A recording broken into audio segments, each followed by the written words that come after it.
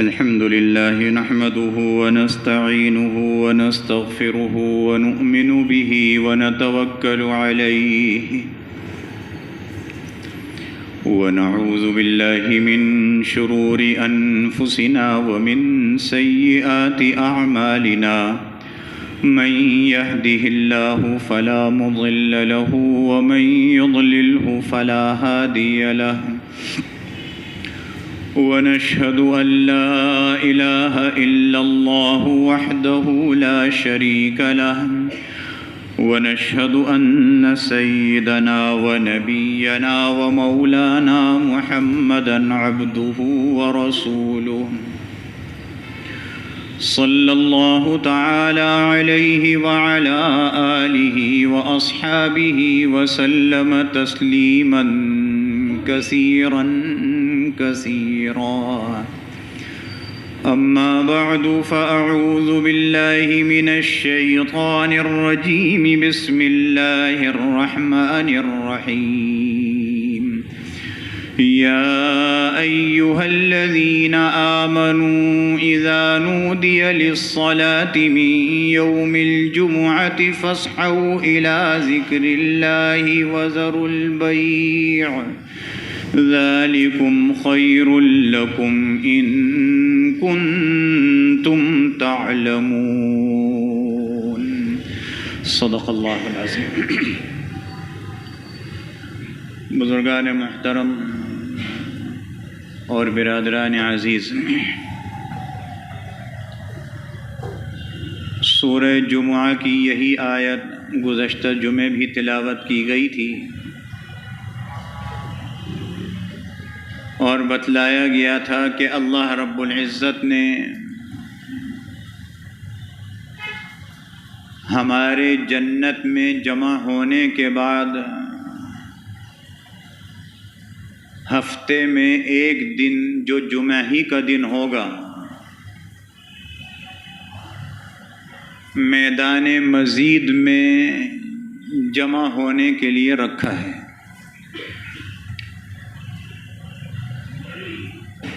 اور جناب رسول اللہ صلی اللہ علیہ وسلم کی مبارک حدیث کی روشنی میں یہ بات بتلائی گئی تھی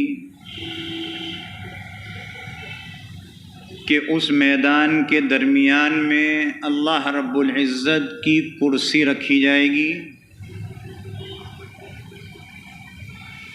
اور اس کرسی کے چاروں طرف جتنے نبی اور رسول علیہم الصلاۃ والسلام تشریف لائے ہیں سب کے منبر مبارک ہوں گے اور ہر نبی اور رسول کے منبر کے چاروں طرف اس نبی کے امتی ہوں گے. جس امتی کا اپنے نبی سے جتنا زیادہ تعلق دنیا میں رہا ہوگا وہ اس وقت اپنے نبی کے منبر سے قریب ہوگا. اور حضرت داؤد علیہ السلام کو حکم ہوگا کہ اپنی بہترین آواز میں، جس کو لحن داؤدی کہا جاتا ہے، اس میں اللہ کی مناجات فرمائیں. اور جب مناجات ہو جائیں گی تو اللہ رب العزت اپنی تجلی کا نزول اس کرسی پر فرمائے گا اور اس کرسی پر جو تجلی آ رہی ہوگی یہ جنتی چاروں طرف سے، جن کو دیکھنے میں کسی قسم کی کوئی تکلیف نہیں ہوگی، سب چیز نظر آئے گی، وہ اللہ کی تجلی کو دیکھیں گے اور یہ اللہ کا دیدار ہوگا. اللہ ہم سب کو نصیب فرما دے. اہل علم فرماتے ہیں کہ اللہ کے اس دیدار میں اگر کوئی یہ چاہتا ہے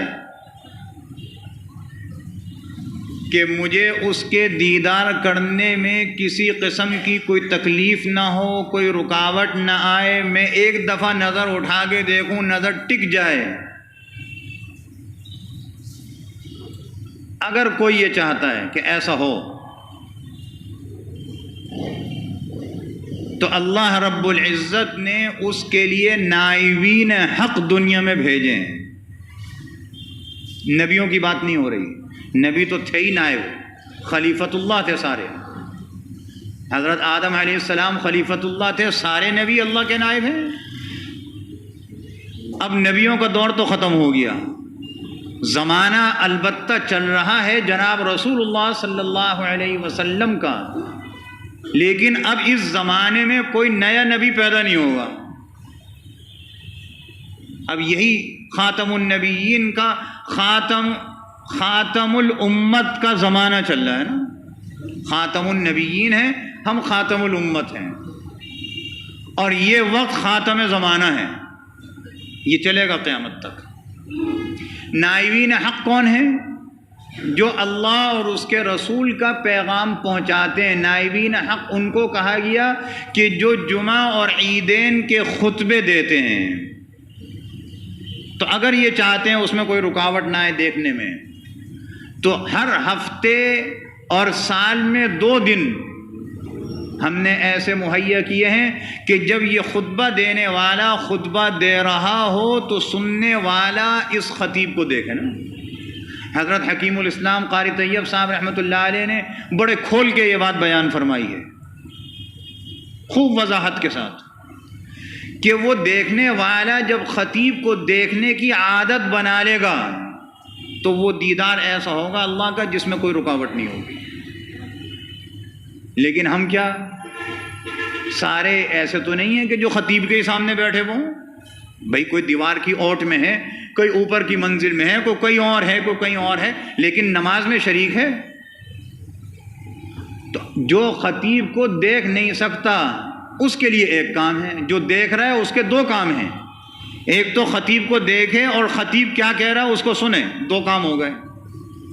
اور جو اوٹ میں ہے, جو دیکھ نہیں سکتا, اس کا ایک کام ہے, وہ یہ کہ خطیب جو خطبہ دے رہا ہے اس کے الفاظ کو سنے. فقہا فرماتے ہیں اس الفاظ کی آواز آئے. یہ اسپیکر تو نہیں تھا نا پہلے, یہ تو بعد میں آیا. اور جب اسپیکر نہیں تھا, ہزاروں کے مجمع میں بیان ہوتا تھا, سب کو آواز جاتی تھی نا. یہ اللہ کی ایک شان ہے. ایک چیز اگر کوئی ایسی آ گئی جس میں کوئی سہولت ہو گئی, اللہ نے دوسری چیز کم کر دی, تو ترقی تو نہ ہوئی. ہم کہہ رہے ہیں کہ ہم نے یہ بنا لیا نا, اس کی آواز سارے میں جا رہی ہے جہاں تک اسپیکر چل رہا ہے, جہاں تک ہارن لگے میں جا رہی ہے.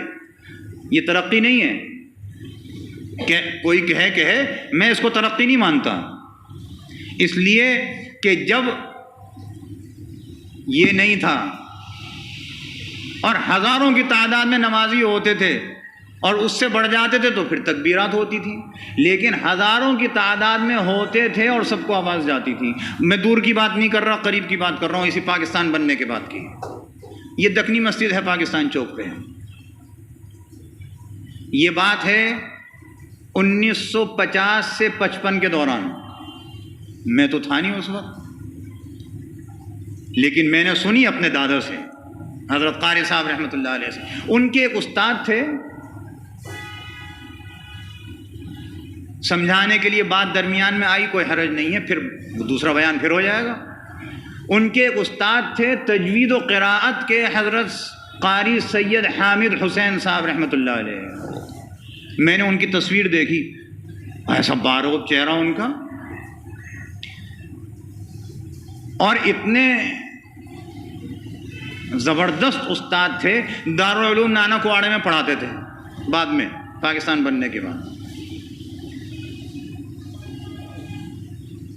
اور نازک مزاج, نستعلیق قسم کا ان کا مزاج تھا.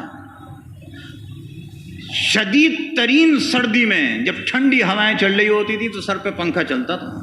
میں نے دہلی میں وہ مسجد دیکھی, املی والی مسجد بلی ماران میں. قاری صاحب نے مجھے بتایا کہ یہاں ہمارے استاد امام تھے, تراویح بھی پڑھاتے تھے. ایک دن شدید سردی کا زمانہ تھا, تراویح میں پنکھا خراب ہو گیا. انہوں نے مسجد والوں سے کہا یہ پنکھا کل صحیح ہو جائے ورنہ میں کل تراویح نہیں پڑھاؤں گا. صحیح ہو گیا. سردی میں بھی وائل کا کرتا پہنتے تھے. تو دکنی مسجد میں یہاں پہلے جو انتظامیہ تھی وہ بہت بڑے نامی گرامی لوگ تھے. اپنے زمانے میں سندھ کے وزیر اعلیٰ بھی رہے تھے وہ, پیر الہی بخش مرحوم، وہ دکنی مسجد کے متولی تھے۔ تو جب پاکستان بنا تو انہوں نے قاری صاحب سے، میرے دادا سے کہا آپ یہاں امامت کر لیں۔ انہوں نے کہا میری تو یہاں بات ہو گئی اس مسجد میں۔ انہوں نے کہا پھر کوئی جگہ بتا دیں کہ ہم وہاں چلے جائیں۔ انہوں نے کہا میرے استاد ہیں، میریٹ روڈ پہ کسی دوست کی دکان پہ بیٹھتے تھے، ویسے ہی تھڑے پہ آ گئے نا، کام کوئی نہیں تھا اور خالی تھے اس زمانے میں، کہنے لگے وہاں چلے جاؤ، میرا نام لینا کہ انہوں نے بھیجا ہے اور یہاں امامت کرنی ہے۔ وہ پیر الہی بخش مرحوم جو وزیر اعلیٰ تھے، تو کیا عہدہ تھا وزیر، آج کے وزیر اعلیٰ کا عہدہ نہیں تھا، وہ اس زمانے کے وزیر اعلیٰ، انگریز کے دور کے۔ وہ میریٹ روڈ پہ گئے، قاری حامد حسین صاحب کو دور سے بیٹھا ہوا دیکھا، گرمی کا زمانہ تھا، وائل کا کرتا اتارے ہوئے، دھوتی باندھے ہوئے، وہاں تھڑے پہ بیٹھے ہوئے، دور سے دیکھ کے واپس آ گئے۔ کہنے لگے قاری صاحب وہ تو بڑے باروب آدمی ہیں، ہم تو حکومت میں رہتے ہوئے کسی سے نہیں ڈرے، ان کی شکل دیکھ کے ڈر گئے۔ انہوں نے کہا اچھا اب میں جاؤں گا، پھر تم دوبارہ جانا۔ وہ گئے تو دکنی مسجد جو پرانی تھی وہ بھی 2 منزل تھی۔ اس زمانے میں یہ اسپیکر نہیں تھا۔ قاری حامد حسین صاحب رحمۃ اللہ علیہ نے جمعے کی نماز پڑھائی، سننے والے جو وہاں شریک تھے چھت تک وہ یہ کہتے تھے جیسی آواز نیچے کی منزل میں تھی ویسی آواز چھت پہ تھی، بغیر لاؤڈ اسپیکر کے۔ تو لاؤڈ اسپیکر آ گیا، اللہ نے یہ صلاحیت کم کر دی نا، اب آپ یہاں ہزاروں آدمی ہوں، ایک آدمی پڑھے نہیں ہو سکتا۔ ایک چیز آ گئی نا سہولت کی، جس کو آپ ترقی کہہ رہے ہیں، تو یہ تنزلی ہو گئی۔ تو لاؤڈ اسپیکر پہ آواز آئے یا نہ آئے، خطبہ کو سننا پڑے گا، جبھی اس کا ثواب ملے گا۔ آواز نہ بھی آئے، کچھ بھی نہیں ہے، کان پھر بھی وہیں لگے ہوئے ہیں۔ تو جب یہ صلاحیت پیدا ہو جائے گی، ہم اس پر پکے عامل بن جائیں گے تو اللہ کا دیدار ہوگا۔ کہنے کی بات یہ تھی نا، اور ہم کیا کر رہے ہیں؟ ہر آدمی خود سوچ لینا۔ میں کچھ کہتا ہوں تو لوگ کہتے ہیں مولوی صاحب بڑے سخت ہیں۔ ہم کیا کر رہے ہیں؟ خطبے کے دوران بھی موبائل سے کھیل رہے ہیں۔ خطبے کے دوران مجھے بتایا کسی نے، اوپر کی منزل میں اسی مسجد میں خطبہ ہو رہا ہے، سب چیز سن رہے ہیں۔ اب میں کہوں سخت بات، بے حس ہو گئے، ہم میں غیرت نہیں رہی، حقیقتاً بتا رہا ہوں، غیرت نہیں رہی ہم سن رہے ہیں۔ میں کوئی دنیا کی بات تھوڑی بتا رہا ہوں، میں تو دین کی بات بتا رہا ہوں۔ دین کی بات کیا ہے اب اس کو بھی سمجھ لیجئے۔ حضور اقدس صلی اللہ علیہ وسلم، ایک صحابی کا انتقال ہو گیا، قبرستان تشریف لے گئے، جنت البقیع۔ جنت البقیع جب تشریف لے گئے، ابھی قبر تیار نہیں تھی، میت رکھ دی گئی۔ حضور علیہ السلام ایک جگہ بیٹھ گئے۔ اب جب بیٹھ گئے تو کسی صحابی نے کوئی سوال کیا، حضور علیہ السلام نے اس کا جواب جب دیا تو صحابی فرماتے ہیں کہ جب آپ نے جواب ارشاد فرمایا تو جتنے لوگ وہاں موجود تھے جو قبر کے کام میں شریک نہیں تھے، وہ ایسے ہمتن گوش ہو گئے، بالکل ہر طرف سے کٹ کے اللہ کے رسول کی بات سننے لگے۔ یہ بھی نہیں کہ دوسرا کیا کہہ رہا ہے، کچھ نہیں، بس وہیں توجہ۔ اہل علم فرماتے ہیں اس سے یہ مسئلہ نکلا کہ صحابہ نے یہ جو عمل کیا کہ حضور علیہ السلام کی بات سن رہے ہیں، تو جب اللہ رسول کی بات ہمارے کان میں پڑ رہی ہو، ہمیں ہر طرف سے کٹنا پڑے گا، اسی کو سننا پڑے گا۔ یہ جائز نہیں ہے کہ دوسری بات سنیں۔ دیکھیے اس سے مسئلہ نکل گیا۔ بات تو چھوٹی سی ہے ہماری نظر میں، لیکن مسئلے کی ہے نا۔ جب مسجد میں آ گئے تو مسجد میں آنے کو کارآمد بنائیے۔ یہ بات میں بار بار کہہ رہا ہوں کئی دفعہ سے۔ اب ہم مسجد کو مسجد نہیں سمجھ رہے، ہم ایسے ہی سمجھ رہے ہیں جیسے یہ مسجد سے باہر کا حصہ ہے، اور یہ باہر کا حصہ نہیں ہے۔ حضور علیہ الصلوۃ والسلام نے ارشاد فرمایا اس روئے زمین پر سب سے بہترین جگہ مسجد ہے اور سب سے بدترین جگہ بازار ہے۔ تو ہم مسجد کو مسجد نہیں سمجھ رہے، ضرورت اس چیز کی ہے کہ ہم مسجد کو مسجد سمجھیں۔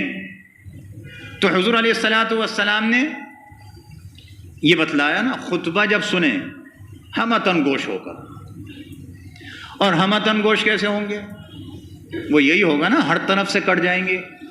اگر کوئی آدمی ایسا ہے کہ جو اپنی دکان سے اٹھ کے مسجد میں آ رہا ہے، اپنے آفس سے مسجد میں آ رہا ہے، اپنے گھر سے مسجد میں آ رہا ہے، اس کو یہ سہولت تو ہے نا، اپنا موبائل گھر پہ ہی رکھا ہے، دکان پہ رکھ دے، آفس میں رکھ دے، خالی آ جائے، اور آنا پڑے گا، آئندہ آج نہیں آؤ گے کل آنا پڑے گا، جس طرح لوٹ مار ہے یہ چھوڑ کے آنا پڑے گا۔ آپ فجر کی نماز میں نکلتے ہیں، کیا موبائل لے کے نکلتے ہیں؟ کسی کو بیماری ہو موبائل لے کے نکلنے کی بات الگ ہے، لیکن عموماً فجر کی نماز میں موبائل لے کے نہیں نکلا جاتا، خطرے کی بات ہوتی ہے نا۔ تو ہم دنیا کے اس خطرے کو محسوس کرتے ہیں، اور اللہ رب العزت کیا ہماری نیکیاں جا رہی ہیں اس کا خطرہ محسوس نہیں کر رہا، تو بے حسی تو ہوئے۔ اپنی بات کا ثبوت دے رہا ہوں میں۔ اب یہ جو خطبہ ہے، میں نے پھر کہا تھا کہ وہاں جو جمعے کے جمعے یہ اجتماع ہوگا، یہ اللہ دنیا میں ہمیں جو ہے اس کی مشق کرا رہا ہے نا۔ اب ہم آ رہے ہیں ہر جمعے، تو اس جمعے کے لیے جب آ رہے ہیں تو حکم یہ ہے کہ اس خطبے کی اذان سے پہلے آیا جائے، اور یہ اذان جو خطبے کے وقت ہو رہی ہے یہ جناب رسول اللہ صلی اللہ علیہ وسلم کے وقت بھی ہوتی تھی، چاروں خلفاء کے دور میں بھی ہوتی تھی، اور جو پہلی اذان ہو رہی ہے یہ حضور علیہ السلام کے دور میں نہیں تھی، صدیق اکبر رضی اللہ عنہ کے زمانے خلافت میں نہیں تھی، حضرت فاروق اعظم رضی اللہ عنہ کے زمانے خلافت میں نہیں تھی، حضرت عثمان غنی رضی اللہ عنہ کے ابتدائی دور خلافت میں نہیں تھی۔ حضرت عثمان رضی اللہ عنہ نے جب یہ دیکھا کہ مسلمان جمعے کی نماز کے لیے جب آتے ہیں تو سستی کرنے لگے، خطبے کی اہمیت نہیں رہی، او خیر القرون کا زمانہ ہے، خیر القرون، جس کو حضور علیہ السلام فرما رہے ہیں خیر القرون قرنی، بہترین زمانہ میرا زمانہ ہے، 100 سال تک ہوتا ہے ایک زمانہ، ثم الذین یلونہم، پھر اس کے بعد کا زمانہ پھر 100 سال، ثم الذین یلونہم، پھر 100 سال، 300 سال ہو گئے، خیر کا زمانہ 300 سال کا گزرا ہے۔ اس زمانے میں، اور وہ تو پہلے کے 100 سال میں تھے حضرت عثمان غنی رضی اللہ عنہ، اور کیا کہہ رہے ہیں؟ مسلمانوں کو میں دیکھ رہا ہوں کہ مسجد میں جمعے کی نماز میں آنے کے لیے سستی کرنے لگے، کوئی خطبے کے دوران آ رہا ہے، کوئی خطبے کے بعد آ رہا ہے۔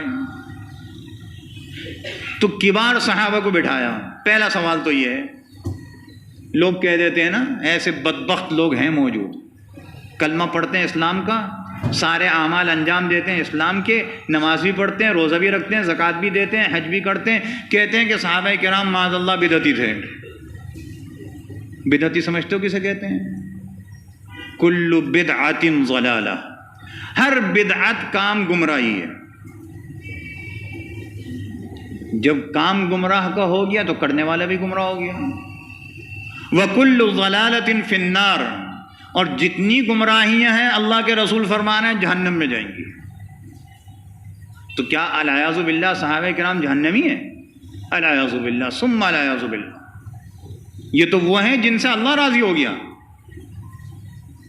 اب اس کی ایک حدیث سمجھ لیجئے، جناب رسول اللہ صلی اللہ علیہ وسلم نے ارشاد فرمایا کہ میرے جو نائب ہوں گے جنہیں خلفائے راشدین کہتے ہیں، 4 ہیں نا، حضرت صدیق اکبر، حضرت فاروق اعظم، حضرت عثمان غنی، حضرت علی مرتضی رضی اللہ تعالی عنہ اجمعین، اللہ ہمارا حشر ان کے قدموں میں فرما دے، ان کے قدموں میں حشر ہو جائے گا، انشاءاللہ بیڑا پار ہوگا۔ 4 ہیں خلفائے راشدین، اور 5ویں حضرت سیدنا امام حسن رضی اللہ عنہ، کیونکہ حضور علیہ السلام نے ایک مدت بتلائی کہ 30 سال خلافت راشدہ رہے گی، 6 مہینے حضرت امام حسن رضی اللہ عنہ کے، 30 سال پورے ہو گئے۔ اب خلافت راشدہ کے طرز پہ تو کوئی حکمرانی کر سکتا ہے، اور کی لوگوں نے، لیکن خلفائے راشدین کا زمانہ 30 سال کا ہے بس۔ حضور علیہ السلام نے فرمایا یہ خلفائے راشدین اگر کسی کام کے کرنے کا حکم دیں تو یہ سمجھنا جیسے میں محمد صلی اللہ علیہ وسلم حکم دے رہے ہیں۔ بات ختم ہو گئی نا، بدعتی کیسے ہو سکتے ہیں؟ لوگ اس پہ کہتے ہیں کہ حضرت عثمان غنی رضی اللہ عنہ نے کبار صحابہ کو بٹھایا، سستی کر رہے ہیں، تو طے یہ ہوا کہ ایک اذان جمعے کی اور دی جائے اس خطبے کی اذان سے پہلے۔ لوگ کہتے ہیں حضرت عثمان غنی رضی اللہ عنہ معاذ اللہ بدعتی ہو گئے، بدعت ایجاد کر دی۔ بھائی آپ کی نظر میں ہوں گے، ہماری نظر میں تو انتہائی جنتی ہیں، انتہائی جنتی ہیں۔ عثمان فی الجنہ او کما قال علیہ الصلاۃ والسلام، اللہ کے رسول نے فرمایا عثمان جنتی ہے۔ اب یہ جو اذان ہوئی، جو اس وقت ہمارے ہاں پہلی اذان ہے، اب اس کا مسئلہ سمجھ لیجئے نا جمعے کے خطبے کا۔ دیکھیے یہ جو پہلی اذان ہو رہی ہے، اس اذان سے پہلے پہنچنا ہے، اس اذان پر نہیں، بات غلط ہو گئی، اس اذان پر کاروبار بند کرنا ہے۔ جو آیت میں نے ابھی تلاوت کی، یا ایھا الذین آمنوا اذا نودی للصلاۃ، اے ایمان والو جب پکارنے والا پکارے یعنی اذان دے، کس کے لیے؟ نماز کے لیے، من یوم الجمعۃ، جمعے کے دن، فاسعوا، جب یہ جمعے کی اذان سن لو تو پھر کوشش کرو۔ فاسعوا کے معنی آتے ہیں دوڑنے کے، یہاں یہ مطلب نہیں ہے، مطلب یہ ہے کہ اذان سن لی، اب بس جمعے کی تیاری، بس جاؤ جمعے کے لیے۔ الی ذکر اللہ، اللہ کے ذکر کی طرف، یہ ذکر ہی ہے سارا۔ وذروا البیع، جو کاروبار تم کر رہے تھے اس کو بند کر دو، اب نہیں ہوگا کاروبار، اذان ہو گئی نا، اب نہیں ہوگا۔ یہ اس اذان کے ساتھ خاص ہے۔ اور یہ حکم ہے کہ خطبے کی، اب یہ بیان ہو رہا ہے اردو کا، یہ جمعے کا حصہ نہیں ہے، یہ یاد رکھیے گا، جمعے کی نماز کا حصہ نہیں ہے یہ بیان۔ جمعے کی نماز کا حصہ کیا ہے؟ عربی کے 2 خطبے اور اس کی اذان۔ تو حکم یہ ہے کہ جمعے کی نماز کے لیے خطبے کی اذان سے پہلے پہلے پہنچ جاؤ۔ یہ ہم جو جمعے کی نماز کے لیے آئے ہیں، اللہ کی توفیق سے، اس کے فضل و کرم سے، یہ ہمارا آنا بیکار نہیں ہے، اللہ نے ہماری حاضری لگائی ہے۔ ہم یہ نہیں سمجھیں کہ ہمارا اسکول کا زمانہ ختم ہو گیا، مکتب کا زمانہ نہیں، یہ مرتے دم تک ہے، ہماری حاضری لگی ہے۔ حدیث میں آتا ہے کہ جتنے جمعے کی نماز کی طرف جانے کے راستے ہیں، اللہ اپنے فرشتوں کو وہاں بٹھاتا ہے، ان کے ہاتھ میں رجسٹر ہوتا ہے۔ آپ کا زمانہ ترقی کا ہے، کمپیوٹر کا آ گیا، آپ کہہ لو کمپیوٹر ہوگا ان کے زمانے میں، ان کی شان کے مطابق، اور کون آ رہا ہے اس کو دیکھ کر اس کا نام درج کیا جا رہا ہے، فلاں آیا، فلاں آیا، فلاں آیا، فلاں آیا، فلاں آیا۔ اور حدیث میں آتا ہے جیسے ہی خطبے کی اذان شروع ہوتی ہے وہ اپنا رجسٹر لپیٹ دیتے ہیں، بند۔ اب جو جمعے کی نماز کے لیے آ رہا ہے، اللہ کے ہاں اس کی حاضری نہیں ہے، یہ رجسٹر لے جا کے پیش کر دیتے ہیں اللہ کو۔ تو ہم سمجھے تو صحیح، ہم جمعے کے لیے آ رہے ہیں، کتنی محنت سے آ رہے ہیں، 20 منٹ 25 منٹ خرچ کرنے کے لیے آ رہے ہیں، اور ہمارا نام اللہ کے دربار میں نہ ہو تو پھر حاضری کا کیا فائدہ؟ آپ وزیر اعظم سے ملنے جائیں تو وہاں دروازے پہ انٹری ہوتی ہے، شناختی کارڈ جمع کراؤ، نام لکھو، فون نمبر، یہ حاضری تو ہے۔ یہاں دوسرے طریقے کی حاضری ہے۔ یہ حاضری میں اگر اللہ کے ہاں نام نہ ہو تو پھر نماز نہیں ہے، لازماً خطبہ سننا پڑے گا۔ ہم روزانہ 4 رکعت پڑھتے ہیں اس وقت ظہر کی، آج 2 پڑھ رہے ہیں۔ علماء فرماتے ہیں یہ 2 خطبے 2 رکعت کے قائم مقام ہیں، وہی 4 رکعتیں پوری ہو گئی۔ تو نماز کے اندر نہ ہم کسی سے بات کر سکتے ہیں، نہ نماز کے اندر موبائل سے کھیل سکتے ہیں، نہ نماز کے اندر کسی شرارت کرنے والے کو منع کر سکتے ہیں۔ جب نماز میں نہیں کر سکتے اور یہ 2 خطبے ان 2 رکعت کے قائم مقام ہیں تو اس میں کیسے کر سکتے ہیں؟ نماز میں نماز کے باہر کا کام کریں، نماز ٹوٹ جائے گی۔ خطبے میں نماز سے باہر کا کام کریں، جمعہ ختم ہو جائے گا۔ اس کو سمجھیے، یہ میرے آپ کے فائدے کے لیے ہے نا، اس کو سمجھیے۔ ہماری حاضری 100% جمعے کی ہونی چاہیے، اور 100% تبھی ہوگی جب اللہ کے ہاں نام ہوگا۔ اللہ کے ہاں نام نہیں ہے، ہماری حاضری نہیں ہے۔ باقی انشاءاللہ آئندہ جمعہ عرض کیا جائے گا۔ اللہ رب العزت یقین کامل کے ساتھ ہم سب کو عمل کی توفیق عطا فرمائے۔ وآخر دعوانا الحمد للہ رب العالمین۔ سنت پڑھی۔